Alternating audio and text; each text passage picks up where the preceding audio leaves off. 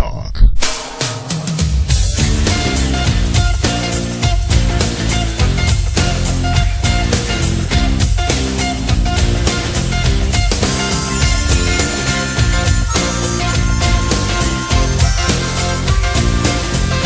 Welcome back. Turn the music down well so you can hear me.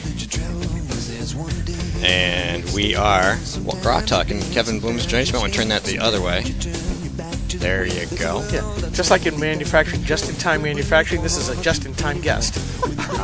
GrokTALK brought to you by GraniteGrok.com and the Coalition of New Hampshire Taxpayers. Welcome back. Segment 2. Our guest is Kevin Bloom, who, for some strange reason, likes to hang out in Concord at the State House. Yeah, you know, there aren't any he likes strange walking reasons. on broken glass and sticking needles in his arm. I don't know, poking himself with sticks. That's got to be a lot of fun hanging out up there. Sometimes I like to pull my necktie until it hurts. And And then I tease my Doberman while he's eating. And then Susan's right next to you. She spends a What lot of could be time up on? there. Well, hanging out, I mean, seriously, having to sit next to me. Come on. Well, that's not so bad. It's a privilege. So welcome.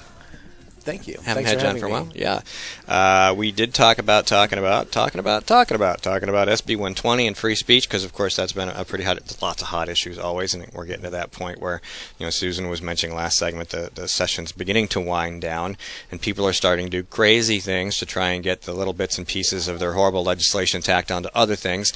This one, SB 120, doesn't have anything. Well, it got an amendment this week, which didn't make it any better, so I guess technically you could say they tacked some more crap onto it. But why don't you tell us what that bill is? I've written about it 100 times, but I want to hear it from you. Well, I think that they did make it a little bit better when they cut out a little bit of the donor reporting in the amendment. But the main thing that it does is it criminalizes anonymous speech in the form of, and if you look back at the Revolutionary War and prior to the Declaration of Independence, everything was the Anti-Federalist Papers prior to the ratification of the Constitution. Those were all under pseudonyms. They're all anonymous contributors. A lot of the pamphlets were written by people who chose to remain anonymous, and rightly so, because they didn't want to be hung. And we found at least right away.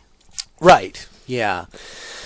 So there's a long history of anonymous speech in this country, and one of the things that you can do is, if you want to get it, well, whistleblowing is a great one, of course, and I think the administration's response to whistleblowers shows you really what the government likes to do with people that actually practice anonymous free speech. They like to lock them up or drive them out of the country or put them in Gitmo, whatever they can do. Yeah, detain them indefinitely. Yes, indefinite detention. So the argument that we should have transparency for everyone, no, I think that elected officials should be conduct their affairs with total transparency. Not that they do, but they should. But private citizens, of course, have the right to free speech, anonymous or otherwise. Well, there's this thing called the New Hampshire Constitution. I heard of that. Kind of oldie-goldie thing. Article 22 of the New Hampshire Constitution states, free speech and the liberty of the press are essential to the security of freedom in a state. They ought, therefore, to be inviolably preserved. Now, that was originally adopted in 1784, and it took until 1968, which was kind of a period of upheaval to include the two words free speech. So even going back to 1968, there is a constitutional protection and right of free speech. Now, maybe these guys haven't looked at this. Have we given these out to the? Let's see. We have here some Senate Republicans: Bradley Obamacare, Carson Odell Babai, Sean Jasper, who's the House guy, and Gary Richardson, who's a Dem. So out of all those, there's only one Dem. The rest are Republicans. What's the deal? I'll tell it's you. Obviously, it's the Incumbent Protection Act. It's the ruling class monopoly on speech. Of course it is to protect the people who already have skin in the game, who control the message and want to continue to control the message. And the best way to do that is to come up with a way to force anybody who wants to engage in speech to hire a lobbyist who will then buy them lunch to talk about what they think we want them to do. And well, not just that. It's, you said it one way. I'm going to say it this way. Literally, this is the New Hampshire State Republican Senator Incumbency Protection Racketeering Act. Yeah. It really is that way because we had Saberpack, Bill O'Connor, and they had to have one guy spend hours and hours and hours to go through all the regulations to figure out how could they just run some ads against supposedly the Republican opponent, which is Jean Shaheen, and lots of hoops to go through.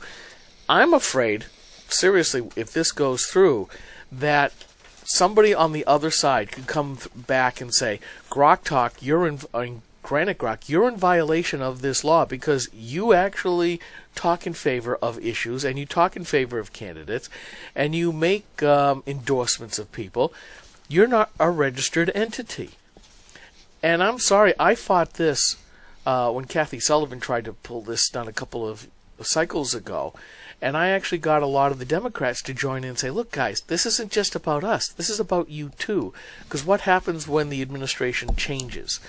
But I think, I'll just say it plainly, the Republicans and the single Dem are snots for doing this. And here's the reason why.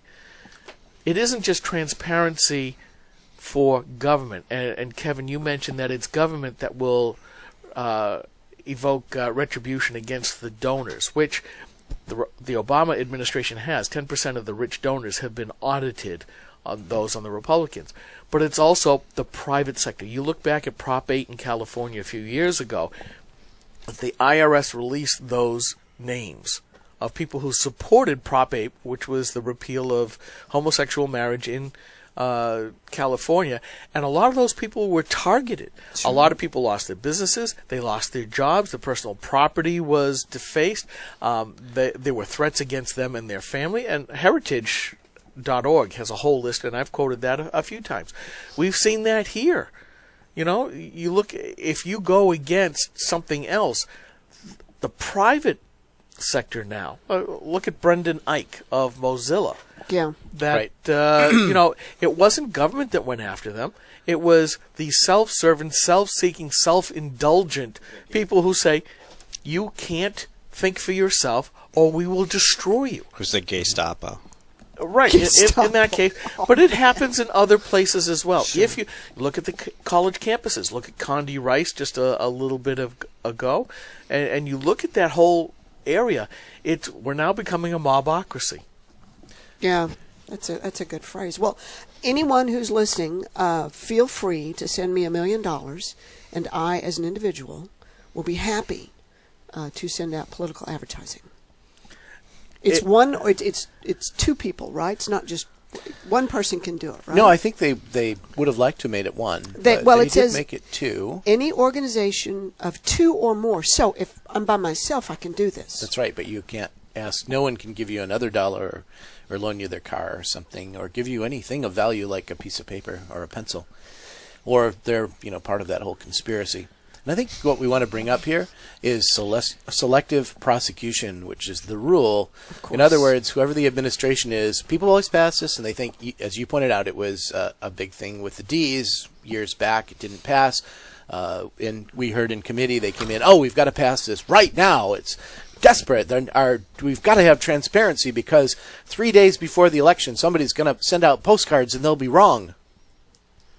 Okay, like this bill would help. No, not at all. Wouldn't do anything. That's the thing is, you can always tell a really bad bill by looking at it and go, what problems is it trying to solve, and will it actually do it? If the answer is no, then you can pretty much say... Well, you can just say, who's it going to help? And yeah. The obvious question is... Who does it benefit? It benefits politicians who are in office, lobbyists, nonprofits, great big nonprofits fed by billionaires from outside your state who are already in the system. They've already filled the paperwork. These people are going to keep doing it. We're still going to get the postcards, I mean, that's not going to stop. But what is going to stop is little activists like us that go out and rattle cages and bark at the moon, and the big guys are fine. Yes, they're going to harass small organizations like the RLC and the NHLA, small business owners, and people. It's basically it's about individual rights, and what they're trying to do is they're trying to put people in a situation where they have to register with the state. This is a perfect. speak. This would be a perfect opportunity for me to win Powerball after it doubles or triples or 10 times its size.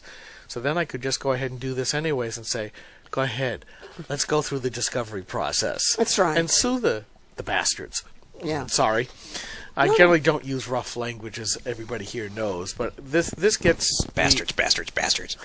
This really drives I me use rough crazy language all the time. because the older I get, the more I do this, the more I go back to our foundational documents, and it's like what Ian Underwood said in his testimony. If you guys are going to ignore our foundational documents, the constitutions and everything else, why shouldn't we just ignore what you do? And you know something? That's a meme that's going across the country now. More and more people are saying the same thing.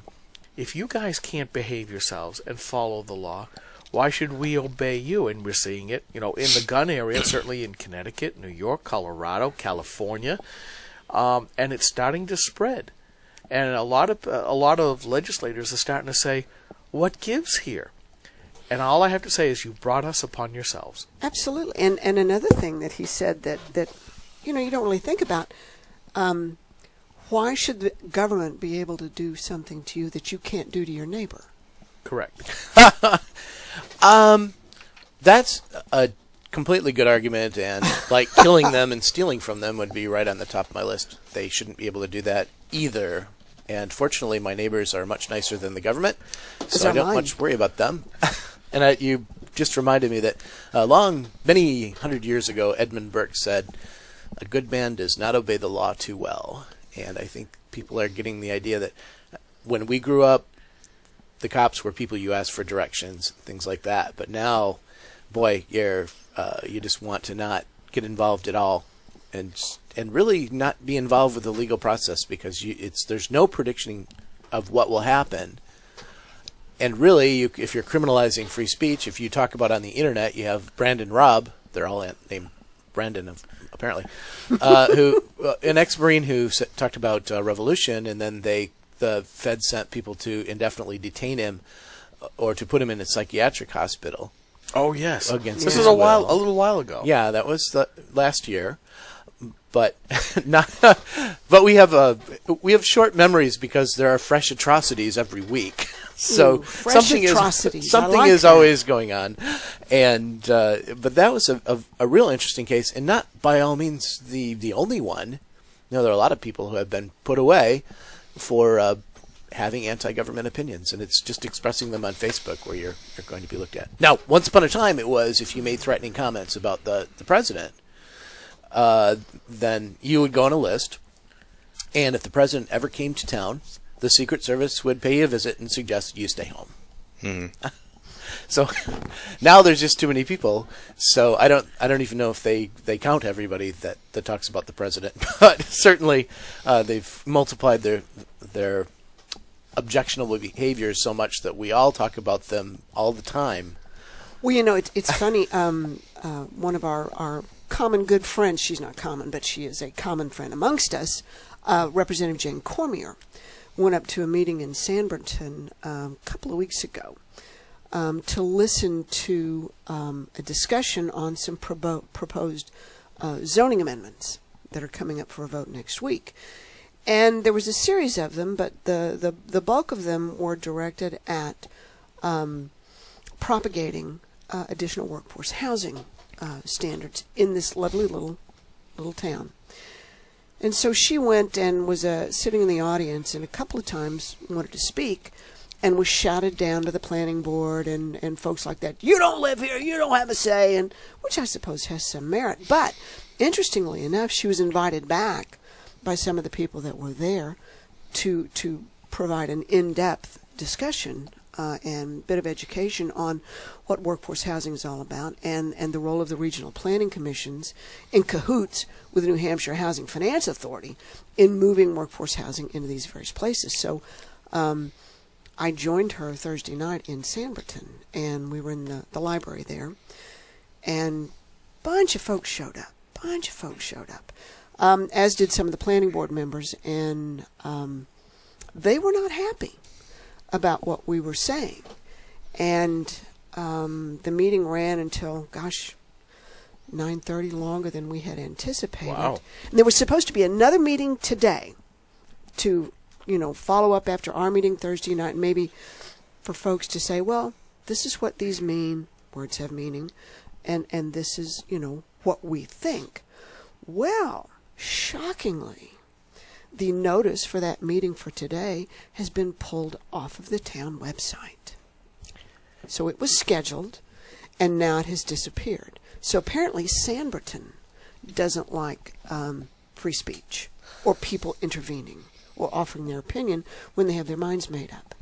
Well, you heard about the Manchester City Council recently passing this bill about keeping or passing a rule to keep people from getting information about what goes on in Manchester and imposing large copying fees on documents that are available electronically. For a digital document.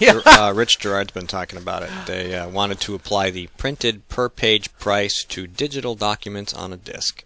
Sure, why not? Yeah, we can talk about that and more in about 60 seconds. Hang on, we'll be right back. Hi, this is Rich Gerard, host of Gerard at Large in the Morning, the Manchester area's only locally owned, locally operated, focused, and interested, riveting radio show, heard live every Monday through Friday from 6 to 9 on 90.7 FM WLMW, New Hampshire Family Radio, and available 24/7 live or archived at GerardAtLarge.com. Be sure to tune in. Senator Jean Shaheen said, if you like your current health plan, you can keep it. That's not true, Senator. 22,000 New Hampshire citizens have been kicked off their insurance plans. Hospitals in Rochester, Concord, and Portsmouth, they aren't allowed to provide care under the exchange. Senator, you were wrong in your comments. You should apologize for your misleading remarks. I'm calling Senator Shaheen at 750-3004 and telling her I want my doctor back. You should too. Paid for by saberpac.org, not authorized by any candidate or candidate committee.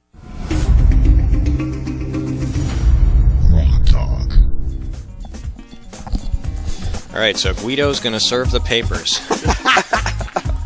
Anyway, yeah, and then you were just talking about the hearings while we were on the break, and how you guys would show up and sit in the front row, and they'd look at you and go, we're going to reschedule. Yes, we did. We sat in the front row, and that was Susan's call, by the way, and she wanted us. These were hearings for SB 120. I want them to go. I want them to look at me. Okay. Now you have to. For those of you who aren't familiar, this has been going on for almost a month now. Oh gosh, yes. Every week they would have a hearing for this bill, and then they would just go like, "Oh, we're going to do it next week," just kind of hoping maybe some of their folks would show up, maybe the opponents wouldn't show up. Well, it started the first week. Okay, the first week that they had a subcommittee hearing, we all were sitting in the front row, and not only that, but they were fair about saying, does anyone have anything to say about this? Well, coincidentally, we did have a few things to say, and they did interact with us, and they don't have to, by the way. When at a subcommittee hearing, the public hearing is pretty much over, but if they'll bring up, if you have something to say that's new or is related to the pending legislation. And if they're serious about listening to voters, if they're serious about really wanting input, they will. Right. Well, their big mistake was, I guess, to them, was letting us react to the statements that the members of the subcommittee were making. And one of them was unfortunate enough to say, all the other states are doing it. Oh! Which for... So we said, yeah, well, we made the point, well, we don't allow automatic scanning of license plates here in New Hampshire, and we're happy that the whole House shot it down. Somebody said that about another bill, too. Somebody said something else. Maybe it was the phone bill. SB 244. It was the one for the bill on making the mentally ill. Yeah, I'm like, yeah, there's a lot of other states that do things that we don't do, that they have worse health outcomes. They have higher unemployment rates. They have higher welfare rates. They have lower standards of living. Do we want to emulate them, too, for all those things? I mean... Other states, the other kids are doing it. I do. Mom! And that's what we think of every time they say Bridgers that. and jump. Yeah. A question for you, Kevin, and for Susan, since it sounds like both of you were there. Susan, you read from the Constitution, Article 22. That's just hate speech. I just have to ask, did anybody bring that up, and what did they say? The fact that it was blatantly unconstitutional? Yeah. I think it was brought up a couple of times. They phrase it more like, Well, we have serious concerns about the constitutionality aspect. And that was all they said, and it moves on from there, sometimes you'll get something, and in fact we had testimony from various attorneys that said, this is really just a way to skirt the Citizens United decision. It's just a way to go around it, and poo-poo. Heck, those silly old judges, what do they know? And this really speaks to the heart, I think, of a problem, because I once read this thing about some either legislators or regulators when asked, "Well, is this constitutional?" And the reply was, "Doesn't matter. We're just going to keep on going forward because then the courts will sort it out." Decide. And I keep thinking, no, that is the wrong thing. As legislators, I expect our legislators would be first thinking about, let's look to our foundational documents and say, is what we're about to embark upon even constitutional? We may not know all of the ins and outs of all the case law, and I'm to the point where I'm saying screw the case law. Go back to the plain language of the Constitution and say, does this fit the spirit of what the founders wanted to do? And if it isn't, just kill it right then and there. But no, they don't. Even the Republicans, let's see, progressives and the proper role of government is an ongoing post I have. And we have a Republican there and I can't remember her name, who said the Constitution is just a guideline. That's it. I'll have to pull that up now. I don't know how much plainer you can get than shall make no law abridging the freedom of speech or of the press. Oh, yeah. I know. And we dealt with that one too. SB 389 is a bill that would give fish and game conservation officers the power to search vehicles on the road without probable cause, using only reasonable suspicion if there was an illegal forfeitable apparatus suspected to be on board, which means who knows what, plus I doubt it. It means, and they actually told us, the law enforcement official in charge of Fish and Game that spoke there said there's no difference between reasonable suspicion and probable cause. Seriously. What? Seriously, he said that. John Burt proposed an amendment that said, okay then, we want to propose this amendment that changes reasonable suspicion to probable cause in the law. Then we're okay with it. Oh, no, that would be inconvenient. And they actually said that it would be too inconvenient for somebody to have probable cause when they wanted to search somebody's car or vehicle or And he also said that what you don't understand is when you're stopped and the officer asks for your license and registration, you've already agreed to a search. You've consented to a search. What? Consented to a search. He said that with a straight face. He says, and then said, I know the law. And then said, I've studied the law for a long time, and I'm very familiar with it. And he showed us the actual law in the RSAs. And it said exactly what we said, and he tried to tell us that black was white. And we can read. I mean, we're not attorneys, but we did talk to one and said we asked him, reasonable suspicion, probable cause, same thing, and he's like, no. What's that bill number again? 389. Yes. And interestingly enough, the Fish and Game folks are saying, "Oh my God, the towns in the North Country are crying for help because since the towns in the North Country asked the legislature to allow them to permit ATVs to ride on the public ways so they could participate in the tax dollars and the tourism spillover from having ATVs come off the trail and come in and, go to the 7-Eleven and buy cigarettes or beer or chewing gum. So that the cities and towns up there asked to have this right. And they were granted that enabling legislation. What is it, 20-some, maybe 21 towns in the North Country. Just to allow the ATVs to come off the trail. Legally. So what does this have to do with Fish and Game? Well, hang on.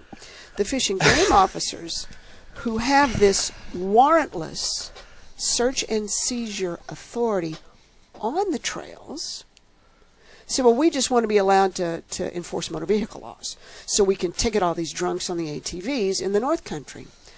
Well, we sat at lunch one day down in the cafeteria at the State House and asked a representative from one of the larger North Country cities, really, we didn't understand you had this problem with the drunks in this bill. My God, you need, state troopers there or bearcats to get the drunks off the roads. He says, huh?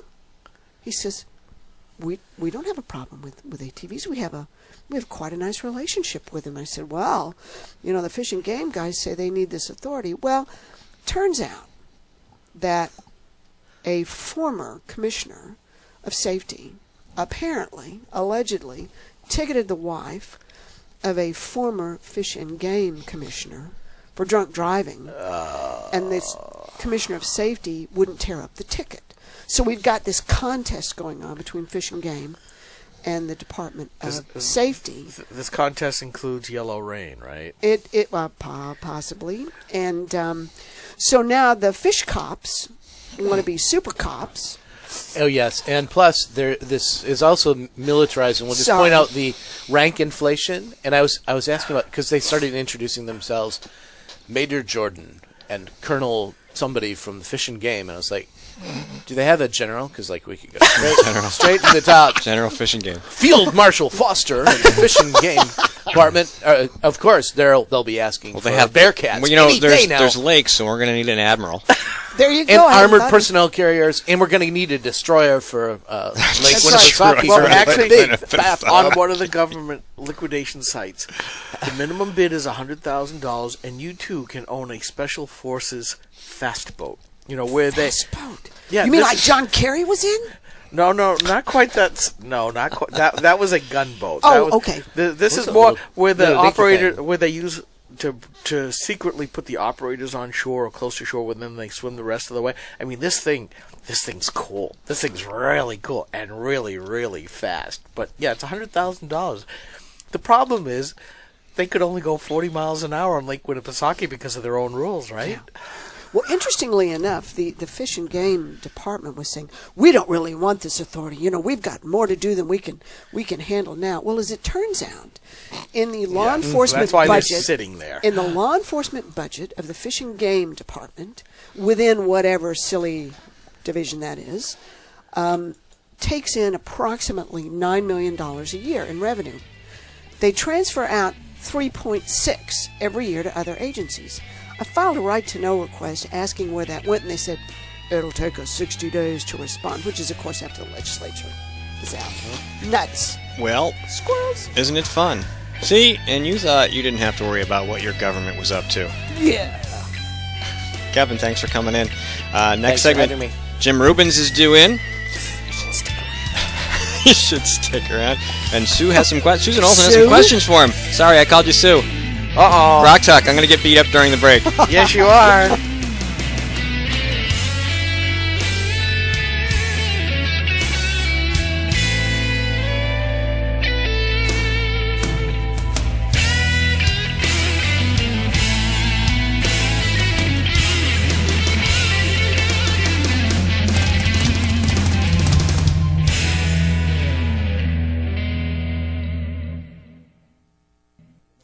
When asked whether she still supports Obamacare, Senator Jeanne Shaheen said, "Yes, I do continue to support the law. We're beginning to see some positive results." How can Senator Shaheen say we're seeing positive results when 22,000 of our neighbors have already lost their health insurance? What's worse, the Boston Globe reports the state's only health insurance provider radically reduced the number of hospitals in their network, forcing some people to drive over an hour for lab work, even when there's a hospital within a few miles of their home. When pressed about lack of access, Shaheen said, "There are some hospitals that are not covered, unfortunately, and I certainly hope that's going to change."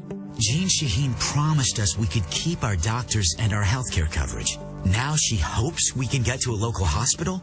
Call Senator Shaheen at 603-647-7500. Tell her we need more than hope. We need leadership. Paid for by Citizens for a Strong New Hampshire.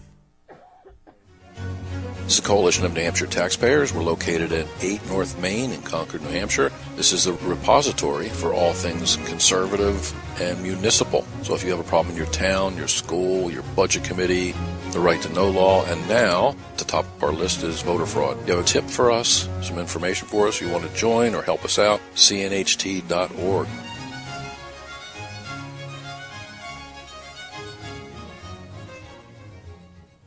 GrokTALK is 2 hours of news and opinion you could only get from GraniteGrok.com. But don't limit yourself to GrokTALK. Check us out at GraniteGrok.com. Follow us on Facebook or Twitter by searching Granite Grok.